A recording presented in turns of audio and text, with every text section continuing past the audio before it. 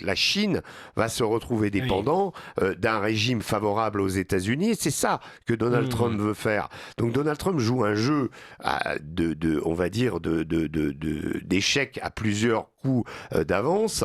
Mais pour lui, c'est ça. C'est pas la question du changement de régime ni de libérer le peuple iranien.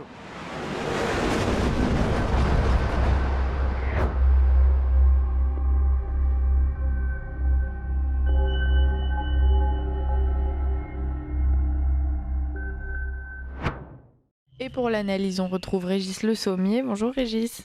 Bonjour Liselotte. Et cet entretien est mené par Alexandre de Galzin. Alors, Régis, on va vous écouter donc pour votre chronique. Aujourd'hui, vous vouliez nous parler de l'Iran. Oui, je voulais vous parler de l'Iran et je voulais vous parler un peu de tout ce qu'on a vécu, faire un petit point sur ce week-end avec menaces de frappe, frappera pas, négociera-t-il, etc., etc. Qu'est-ce qui va se passer en Iran? Alors, ce que je constate, c'est que depuis que Donald Trump est revenu au pouvoir, il a donné des sueurs froides à plus d'un, hein. On sait que sa méthode, sa façon d'agir surprend toujours. Surtout cette méthode pour marquer la politique internationale de son empreinte qui ne ressemble à aucune autre éprouvée jusqu'alors. Alors elle est pourtant très simple cette méthode, hein, mais elle ne se base pas sur les travaux, on va dire, des maîtres de la diplomatie dans l'histoire, hein, Mazarin, Vergène, Choiseul, Talleyrand ou plus récemment Kissinger, mais sur des méthodes, des certitudes et une méthode éprouvée il y a bien longtemps. Très intéressant, j'ai lu un livre qui s'appelle, écrit par Hubert Védrine, qui s'appelle Grand diplomate, les maîtres des relations internationales de Mazarin à nos jours. Et la définition que donne Hubert Védrine, hein, je crois qu'il a été écrit avant l'arrivée de Trump, le bon diplomate est celui qui recherche l'accommodement, un certain degré d'équilibre et de stabilité. Bon, Donald Trump ne connaît probablement aucun de ceux que je viens de citer, peut-être à part Kissinger, mais il ne recherche ni équilibre ni stabilité, mais ce que j'appellerais la sidération. En fait, il n'est pas sur le versant du négociateur dans le sens classique du terme. Non, certainement pas. Et l'ouvrage sur lequel il se base pour avancer, eh bien, c'est le sien. Pas tout à fait cependant, hein. L'art du deal a été écrit avec le journaliste Tony Schwartz en 1987. C'est un manuel pour faire des affaires dont la base se résume en un mot: l'agression. Je vous le recommande. D'ailleurs, je vous recommande aussi de lire ce livre et je vous recommande pour se rappeler qui était Trump dans les années 90, une série sur Oui. Netflix exceptionnelle qui s'appelle Trump, un rêve américain. Je l'ai revu et j'ai noté quelques remarques utiles pour comprendre. Par exemple, il y a une personne qui décrit Trump et elle dit c'était n'importe quoi, mais ce n'était jamais bon d'être face à lui parce qu'il attaquait et il était vicieux. Voilà. À un moment, Trump lui-même dit: si vous n'êtes pas d'accord avec moi, c'est que vous avez un problème. Un journaliste résume son succès: il a appris qu'il pourrait toujours se tirer d'affaire. Ce qui est assez incroyable, c'est que quand on le voit agir aujourd'hui, bah, on dit que tout ça, c'est encore applicable. Tout dans le documentaire explique l'art du deal, et aujourd'hui, on retrouve cet art du deal à l'échelle planétaire. Alors venons-en maintenant à votre question et à l'Iran. Samedi après-midi, on a entendu une explosion au départ inexpliquée dans le port de Bandar Abbas, suivie soi-disant de plusieurs autres dans le pays. Alors le problème aujourd'hui, c'est que vous savez, il y a une explosion, on dit ah, il y en a une autre à tel endroit, à Tabriz, il y en a une autre à Qom, il y en a une autre à Téhéran. Bon, on s'est quand même rappelé que le 3 juin dernier, juste avant les premières frappes israéliennes, de mystérieuses explosions s'étaient produites dans plusieurs villes d'Iran. Alors après, on avait appris que le Mossad était parvenu à introduire des drones et même à développer une base de lancement au sein même du pays. Cet épisode avait révélé la porosité des structures du régime iranien que les services israéliens étaient parvenus à infiltrer sur une ampleur inégalée. Le guide suprême, on se souvient en juin dernier, Ali Khamenei avait disparu et une blague circulait alors à Téhéran que personne ne savait où il se trouvait, sauf le Mossad. Mossad. Alors aujourd'hui, il en va tout autrement que pendant la fameuse guerre des 12 jours de juin 2025 que Donald Trump avait arrêté. Si les Israéliens sont en alerte maximum, ils se sont empressés d'assurer n'avoir rien à voir avec les fameuses explosions. Les médias iraniens ont fait état d'un mort, de 14 blessés, et ça a été très vite attribué à l'explosion d'une fuite de gaz. Certains ont vu parmi les victimes des uniformes, des gardiens de la Révolution. Tout ça n'est pas très clair. De son côté, par contre, le guide suprême, lui, il n'est plus du tout planqué. Il a choisi de se montrer samedi pour rendre hommage à son illustre prédécesseur, l'ayatollah Khomeini. C'était le jour anniversaire de la Révolution islamique, mais c'était aussi la première fois qu'il apparaissait en public depuis janvier 2025. Alors l'Iran, cette fois-ci, pourquoi tout est différent ? L'Iran n'a pas attendu d'être frappé, et dès ce week-end, ils se sont livrés à des exercices de tir de divers missiles dans tout le pays. Ils ont averti la population d'une possible arrivée de missiles, et ils ont déclenché des entraînements de contre-attaque avec pour cible avouée le porte-avions Abraham Lincoln, lui-même en alerte, prêt à répondre à l'ordre de Trump pour lancer ses F-16 et pour attaquer. Pour complexifier les possibles frappes américaines tout en se protégeant, l'Iran a indiqué ce week-end qu'il allait mener dans quelques jours des exercices navals avec la Chine et la Russie dans le détroit d'Ormuz, précisément à quelques encablures de là où croise le porte-avions qui se planque d'ailleurs derrière les montagnes du sultanat d'Oman pour éviter les tirs directs. Bref, il y a une sorte de bataille navale qui est en train de positionnement qui est en train de se mettre en place. Alors, des navires chinois ont été en effet signalés, mais ni la Chine ni la Russie n'ont confirmé ces manœuvres qui, à coup sûr, mettraient la région et le monde au bord de l'embrasement. Alors, fidèle à sa façon de négocier, revenons-y, en frappant d'abord très fort, donc Donald Trump a envoyé son plus gros porte-avions, appuyé par une armada, avant de se dire ouvert à la négociation. C'est là on retrouve l'art du deal. Frapper très fort, assommer l'adversaire, et puis ensuite proposer de négocier. Ça commence toujours comme ça. Les Iraniens, au début sceptiques, car eux-mêmes étaient persuadés d'ailleurs d'avoir attiré Trump et son porte-avions dans un piège. Justement, le porte-avions de superpuissant pouvait, avec les tirs, avec le balistique iranien, avec les missiles hypersoniques que possèdent les Iraniens, tout à coup apparaître comme étant vulnérables. Eh bien, ils ont dit tout à coup qu'ils étaient intéressés pour discuter. Alors, c'est toujours en ce moment la personne qu'il faut suivre, c'est le ministre des Affaires étrangères iranien, Abbas Araghchi, qui à chaque fois, finalement, monte au créneau. Lui, il a annoncé carrément être prêt à des concessions sur le nucléaire. On l'avait vu en off, on l'avait rencontré lorsqu'il était passé à Paris avec d'autres journalistes. Il estimait que le nucléaire, à l'époque, c'était un droit divin, ou en tout cas quelque chose que les Iraniens, l'enrichissement, c'était quelque chose de... Bon là, il annonce que l'Iran est prêt à arrêter sur le nucléaire. Alors c'est une corde sensible aux yeux de Trump, mais à condition, ça c'est ce que rappelle Abbas Araghchi, de ne pas toucher au programme militaire et en particulier aux balistiques. Le dilemme qui se trouve maintenant face à Trump, c'est que rien n'indique, et ça depuis toujours, que des frappes, même soutenues et dans la durée, aboutiront à la chute du régime.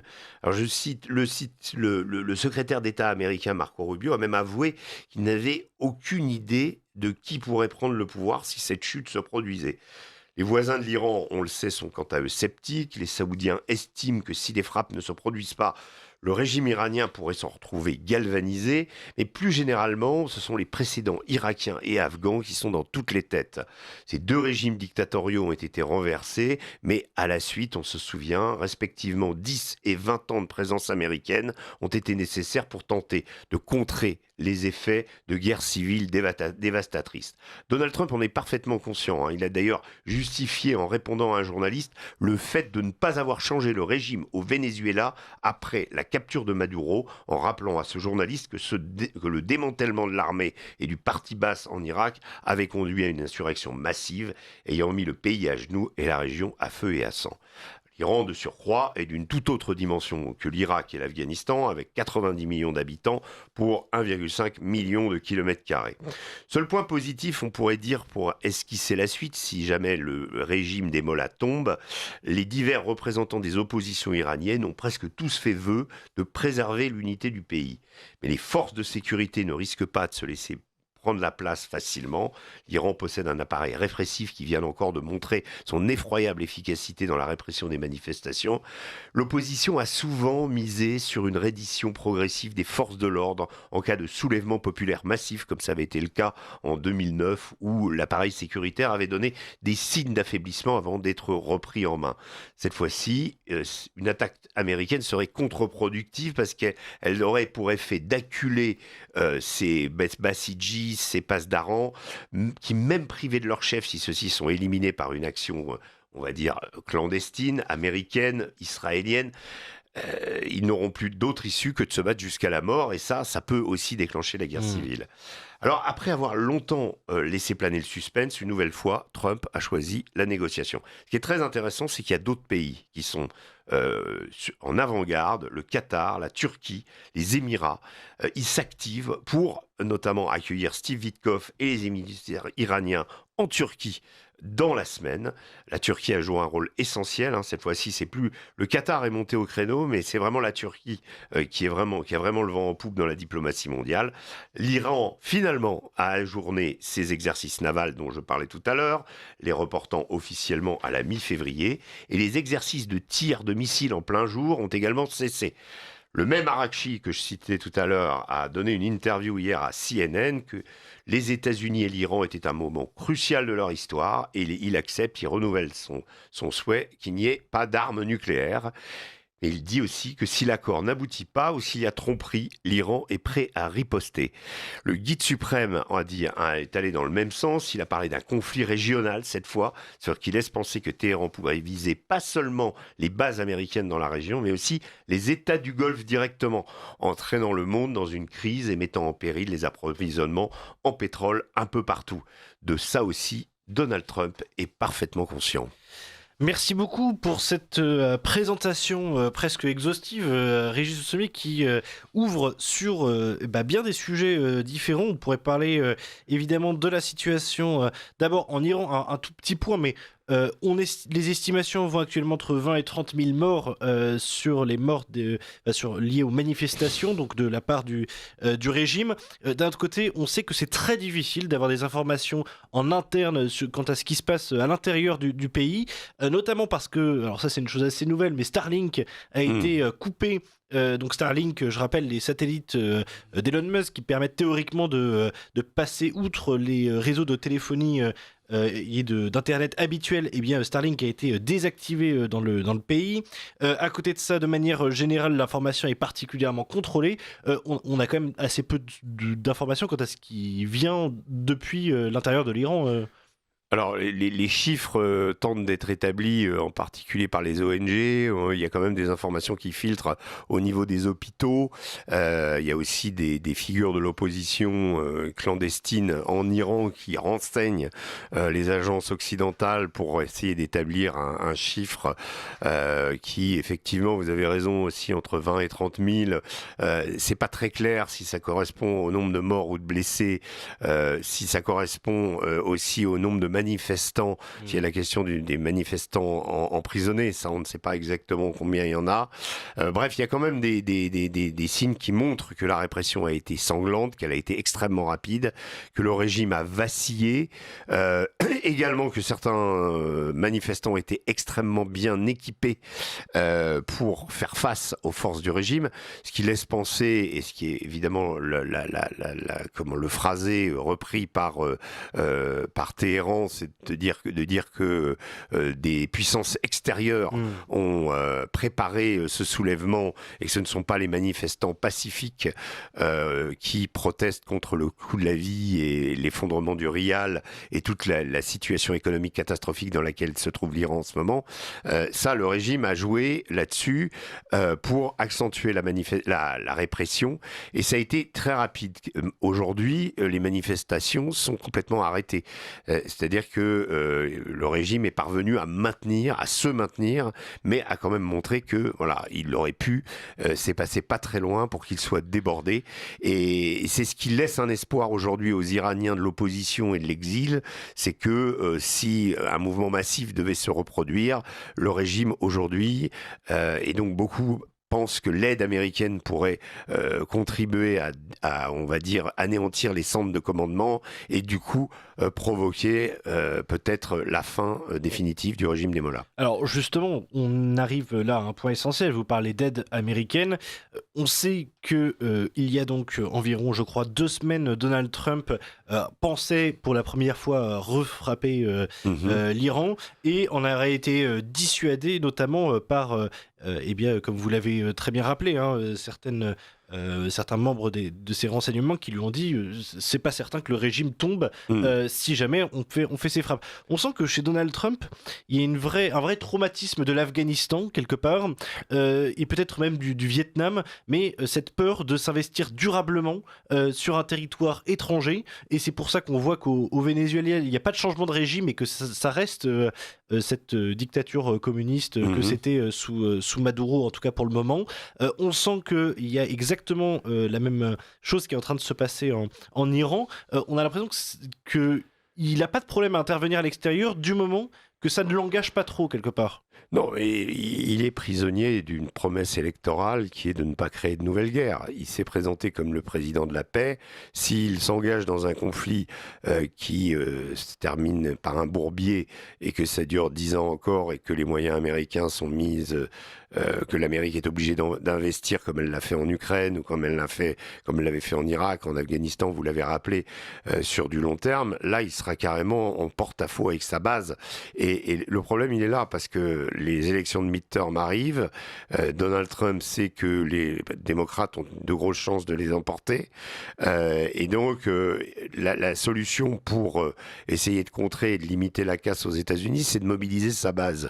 Aux États-Unis, vous savez, vous avez un électeur sur 2 qui ne vote pas.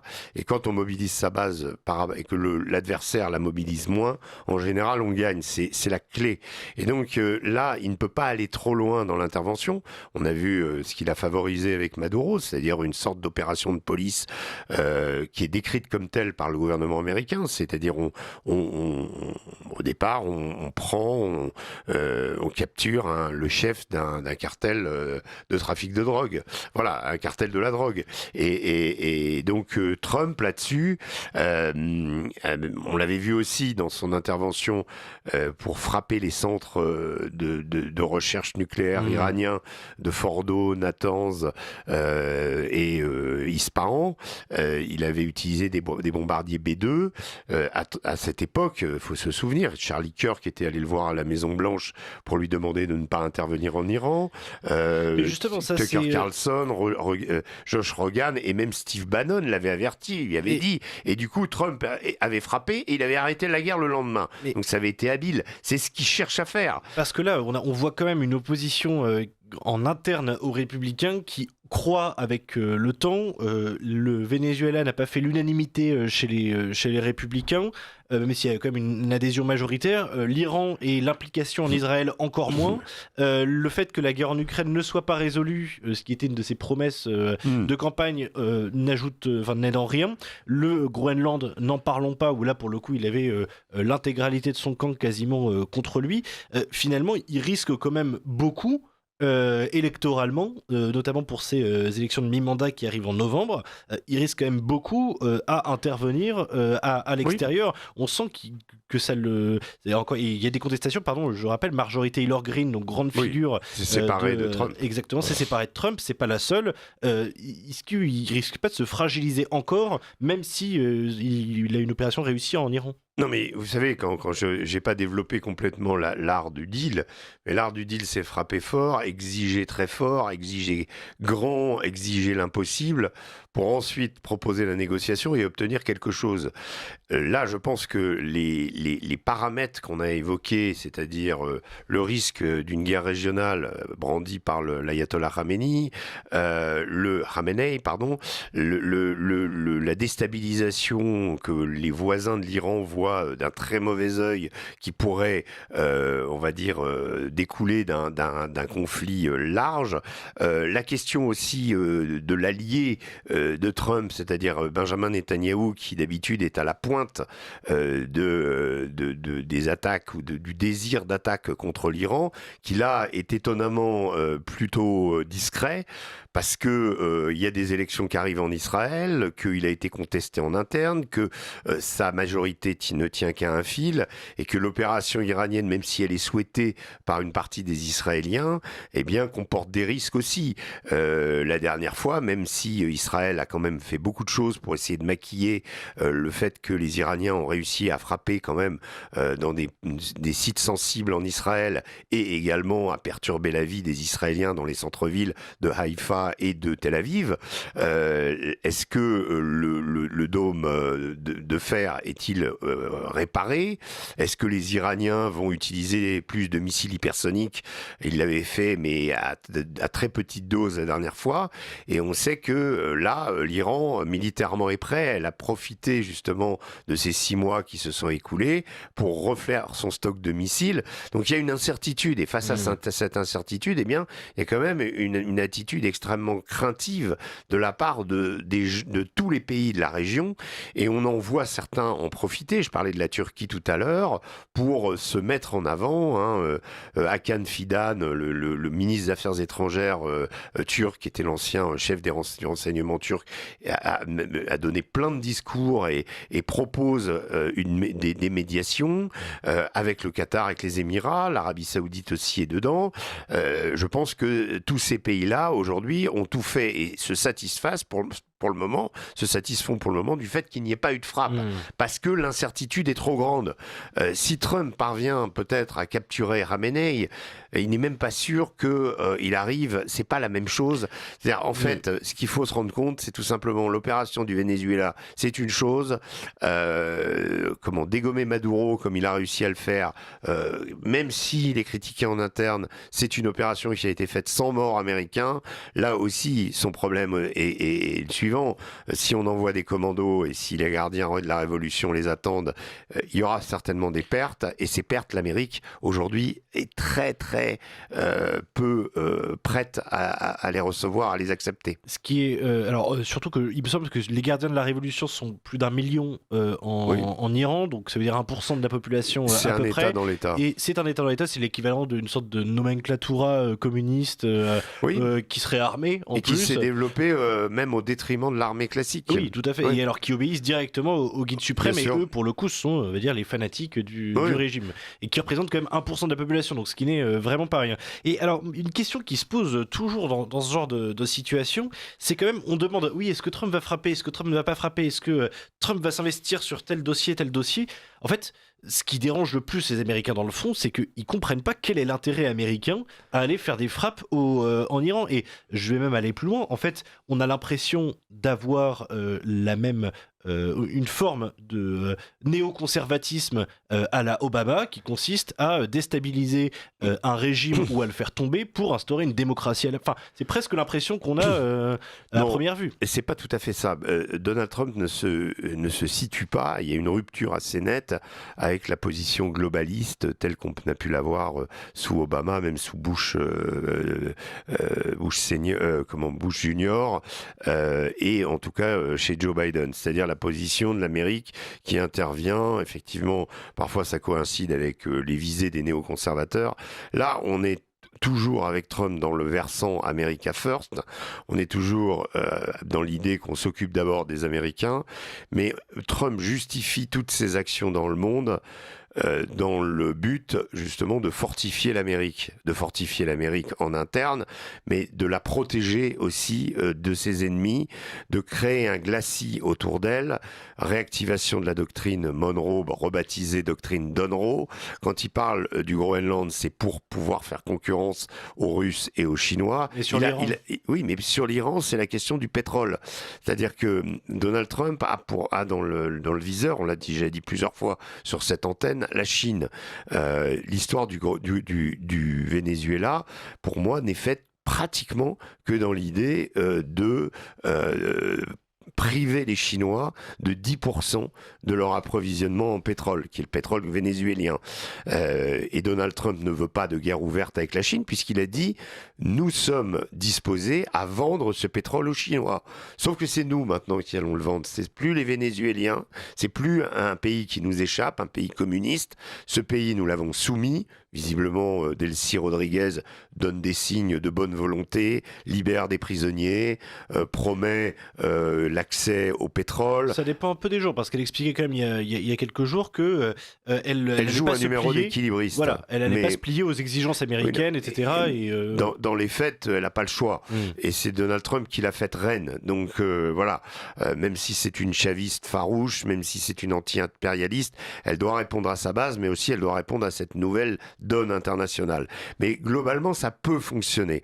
Donc là, pour l'histoire de Maduro, on a très très vite oublié, souvenez-vous, la raison principale de sa capture, qui est le trafic de drogue. Tout ça, ça a pratiquement disparu. Et Donald Trump n'a parlé que de pétrole. Et pour ce qui est du détroit d'Ormuz, et là, ce n'est plus 10% du pétrole chinois qui disparaît, c'est 90% du pétrole. Si l'Iran tombe dans l'escarcelle américaine, l'Iran fournissait 90%. Donc la Chine va se retrouver dépendant d'un régime favorable aux États-Unis. C'est ça que Donald Trump veut faire. Donc Donald Trump joue un jeu on va dire, d'échecs à plusieurs coups d'avance, mais pour lui c'est ça, c'est pas la question du changement de régime ni de libérer le peuple iranien. Ce n'est pas du tout ça, comme ce n'est pas. Mais cela étant, le prétexte est utilisé comme on pourrait, non. Non mais si. Il était utilisé chez Bush quand il déclenchait la guerre en Irak, la liberté des Irakiens, la démocratie, abattre Saddam Hussein, soi-disant allié d'Al-Qaïda, etc. Tout ça, c'était des causes nobles mises en avant. Avec Trump, vous n'avez aucune cause noble mise en avant. En l'occurrence, il y a eu plusieurs publications de sa part qui disaient justement il faut libérer le peuple iranien, MIGA, donc Make Iran Great Again. C'est-à-dire qu'il utilise quand même ce prétexte-là. Non, il dit pas il faut libérer, il dit que le peuple iranien se libère lui-même. Help is on the way. Nous allons vous aider, mais nous n'allons pas intervenir. Nous n'allons pas. Et ce qui est très intéressant, souvenez-vous, ça vous a peut-être échappé, Alexandre, mais quand un journaliste a expliqué à Donald Trump, dit vous avez capturé Maduro, mais vous n'avez pas de changer le régime au Venezuela. Et Donald Trump l'a regardé dans les yeux, lui a dit voilà. Vous vous souvenez ce qui s'est passé en Irak quand on a démantelé le parti Baas, quand on a désintégré l'armée, qu'on a renvoyé les gens dans des casernes, ça a donné une insurrection, on en a eu pour 10 ans. Voilà, donc il a parfaitement ça en tête et il sait très bien les chiffres que je vous ai donnés, 90 millions d'habitants, 1,5 million de kilomètres carrés, que l'Iran c'est un autre morceau et que ce morceau, il est difficilement contrôlable, il y a trop d'incertitudes en ce moment. Alors, il y aura peut-être des frappes qui permettront... Ce qui est intéressant, c'est qu'actuellement, on révise à la baisse l'intention de Donald Trump, qui lui-même pourrait, pour ne pas se dédire, frapper, mais on va retomber dans de la négociation des frappes qui existe depuis longtemps avec l'Iran également, en particulier, c'est-à-dire qu'on fait un certain nombre de frappes, l'Iran riposte. La dernière fois, elle avait riposté contre le Qatar, où il y avait la base d'Al-Udaï, qui est la principale base américaine dans le coin. Finalement, les missiles avaient été interceptés. On retombe sur la diplomatie de la frappe. On n'est plus dans l'idée d'une confrontation ouverte pour ouvrir à nouveau une négociation, pour mettre la main sur les 440 et quelques kilos d'uranium enrichi qui actuellement serait peut-être à même de fabriquer 3 bombes nucléaires. Si Trump arrive à faire reculer les Iraniens et les faire abandonner leur programme nucléaire, il est clair qu'il aura une victoire et que là, il pourra dire, regardez mon action, j'ai gagné, j'ai eu raison d'y aller très fort, ils ont plié et c'est moi qui ai raison. Voilà. Et c'est ça qu'il cherche à faire. Il a négocié très fort, il a réclamé la chute du régime, il aura peut-être pas cette chute du régime, mais au moins il aura avancé. Et la preuve en est, c'est que cette semaine, on a l'homme clé qui revient, c'est-à-dire Steve Witkoff, avec Arachi. Les mecs se connaissent super bien, ils s'échangent des textos à longueur de journée, et on va recommencer cette négociation, je vous rappelle, qui le 3 juin dernier était en cours quand Israël a attaqué. Il y avait le lendemain, Israël attaqué le 3 juin, un samedi, le lendemain, le 4, un round de négociation était prévu à Mascate, au Sultanat d'Oman, entre Américains et Iraniens. Ça ne s'est pas fait. Là, tout le monde est prêt à recommencer ces négociations. Eh bien écoutez, Régis, il faudra absolument les commenter ici la semaine prochaine, lundi, quand vous reviendrez. Merci d'avoir été avec nous ce matin et à très bientôt.